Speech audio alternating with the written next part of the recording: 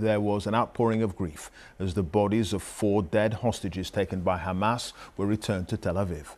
They're believed to be a mother and her 2 young children and a peace activist in his 80s taken alive during the October the 7th attacks in 2023. Israel's President Herzog said the hearts of an entire nation lie in tatters. Paul Adams has more from Tel Aviv.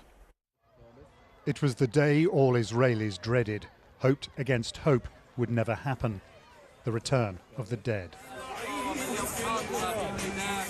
The Red Cross publicly asked Hamas not to put on a show, tried as much as possible to add a little dignity. But Hamas has its own agenda. Making it easier for Israelis to watch is not part of it.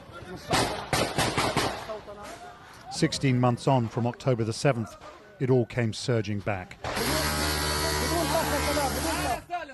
This was the moment Hamas gunmen forced their way into the Bibas house.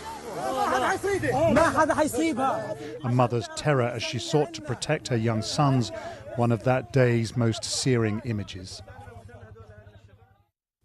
Hamas says Shiri, her boys, Kefir and Ariel, and veteran peace campaigner Oded Lifschitz were all killed by Israeli bombs.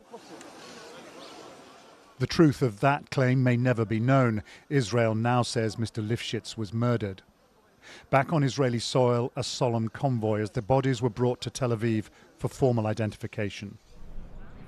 In Hostages Square, where these moments are seen and digested, a wave of grief. The Bibas family have come to symbolize the hopes and fears of a nation. People have been holding their breath for 502 days. And we've all seen the video of Shiri Bibas and her 2 sons being taken away. And I think many of us have been trying to kind of bury that, and now we can't.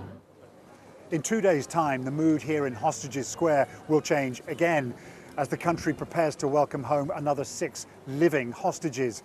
But the trauma of October the 7th has not faded away, and days like today bring it back into sharp, painful focus.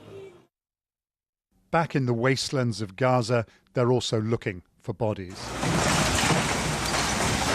72 people were killed by an airstrike on this building exactly a year ago. It's been too dangerous to come and search before now. My 2 sisters are here, Mustafa says, and my niece and 2 of my cousins. 5 floors came down, one on top of the other. We haven't been able to get anyone out. We just want to bury them. This war's trail of death and suffering is hard to comprehend. They can lay the dead to rest, but the war still isn't over.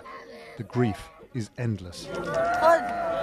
Paul Adams, BBC News, Tel Aviv.